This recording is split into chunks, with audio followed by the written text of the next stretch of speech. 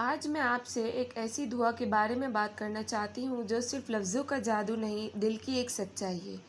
تو السلام علیکم مائی یوٹیوب فیملی، کیسے ہیں آپ سب؟ امید کرتی ہوں کہ آپ سب بالکل ٹھیک ٹھاک ہوں گے۔ الحمدللہ میں بھی بالکل ٹھیک ہوں۔ تو آج میں آپ کو ایک ایسی دعا کے بارے میں بات کرنے جا رہی ہوں جو حضرت موسیٰ علیہ السلام نے جنگلوں میں اکیلے مجبوری میں مانگی تھی۔ یہ کون سی دعا ہے؟ یہ وہ دعا ہے، رب انی لما انزلت الیہ من خیر فقیر۔ یا اللہ، میں ہر اس چیز کے بھلے کا محتاج ہوں جو تو میری طرف اتارے۔ دوستو، اس اسلامی بلاگ میں آپ کو بتانے والی ہوں کہ یہ دعا کس نے مانگی تھی، کس حالت میں مانگی تھی، اور آج کے دور میں آپ اور میں اس دعا سے کیا لے سکتے ہیں۔ میں آپ کو ایک پرسنل واقعہ بھی بتاؤں گی جہاں میں نے اس دعا کو دل سے مانگا اور اللہ نے میری زندگی کا رخ بدل دیا۔ یہ دعا سورۃ القصص میں آئی ہے۔ حضرت موسیٰ علیہ السلام ایک بہت مشکل وقت سے گزر رہے تھے۔ فرعون کے گھر میں پلے، لیکن اپنی قوم سے بہت محبت تھی، اتنی کہ ایک قتل ہو گیا اور پھر انہیں مصر سے بھاگ کر مدین جانا پڑا۔ نہ گھر، نہ سامان، نہ کوئی اپنا، صرف تنہائی، بھوک اور تھکن تھی۔ پھر انہوں نے دیکھا کہ دو لڑکیاں جو اپنے جانوروں کو پانی نہیں پلا رہی تھیں، مدد کی، اور جیسے ہی کام پورا ہوا تھک کر ایک درخت کے سائے میں جا بیٹھے اور دل سے کہہ دیا، یا اللہ، میں محتاج ہوں ہر اس خیر کا جو تو مجھے دینا چاہے۔ اور بس اسی وقت اللہ تعالیٰ نے اسباب بنا دیے۔ انہی لڑکیوں میں سے ایک کی وجہ سے حضرت موسیٰ علیہ السلام کو نیا گھر ملا، نیا رشتہ ملا اور نئی زندگی ملی۔ میں بھی زندگی کے ایک موڑ پر بالکل ٹوٹ چکی تھی۔ نہ کام چل رہا تھا، نہ دل کو سکون تھا، نہ دعاؤں میں روح تھی۔ ایک رات رونے رونے میں بس دل سے نکل گیا کہ رب انی لما انزلت الیہ من خیر فقیر، اور یقین جانیے اسی ہفتے ایک چھوٹی سی بات نے میری زندگی کا رخ موڑ دیا۔ جو کام بند تھے وہ کھل گئے، جو لوگ دور تھے ان کی دعائیں پاس آ گئیں، جو سپنے تھے وہ آسمان بن گئے۔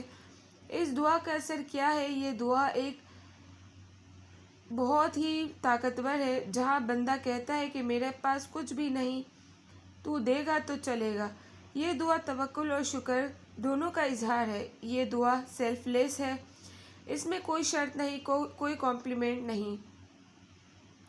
جب بندہ اتنی خلوص سے دعا کرتا ہے تو اللہ خود اسباب بنا دیتا ہے، جہاں سے سوچ بھی نہیں سکتا، جہاں ہمارا گمان بھی نہیں ہو سکتا، اللہ پاک وہاں سے بھی راستے بنا دیتے ہیں۔ آپ اس دعا کو اپنی زندگی میں کیسے استعمال کر سکتے ہیں؟ ہر مشکل وقت میں جب سمجھ نہ آئے کہ کیا کرنا ہے، تب اس دعا کو پڑھ لیجئے۔ ہر رات تہجد میں جب دل تھک گیا ہو۔ نمبر 3، ہر فیصلے سے پہلے جب راستہ اندھیرا ہو۔ ہر دعا کے بعد ایک تسلیم کے طور پر میں خود ہر روز اس دعا کو روزانہ 100 مرتبہ پڑھتی ہوں اور ہر دفعہ کچھ نیا محسوس کرتی ہوں۔ قرآن اور سنت سے روحانی طاقت ملتی ہے۔ قرآن کے ہر لفظ میں روح ہے، لیکن کچھ دعائیں اللہ کے عرش کو ہلا دیتی ہیں۔ یہ دعا ایک پروفٹ حضرت موسیٰ علیہ السلام نے اس وقت مانگی جب کچھ بھی ان کے پاس نہیں تھا۔